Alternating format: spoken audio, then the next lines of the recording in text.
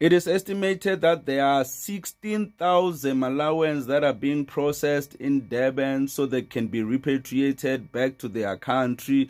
And yeah, this number is pretty shocking because now the stats are looking against every narrative that has been saying that there are few illegal immigrants, and there are not few, unfortunately. There are like many.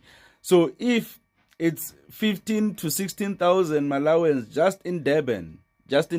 Like imagine the rest of the country, and that's just Malawians, right? And there are also other people from Nigeria, Zimbabwe, etc. So, like, how many illegal immigrants are in South Africa? If we can really check, is it 10 million, 20 million? Like at this point, we really need to know. Police were called in to intervene several times as tension built up in the queues. Authorities say the process is gaining momentum, but police are also nabbing those with criminal records. We've had one person already arrested who's minor, and we cannot allow those people to escape justice by leaving the country. So that work is very important.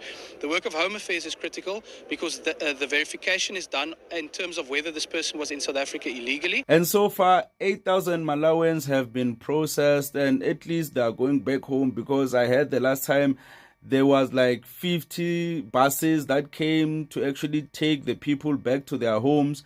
So at least this is a good thing. Something is happening. And who would have thought so many illegal immigrants existed, like especially Malawians? I wouldn't have thought in Durban for all places. And Jacinta Ngobese recently was asking for a list as to what were these guys up to the time they were in South Africa, what kind of employment, because they are saying that they only found one criminal amongst them that had a criminal record.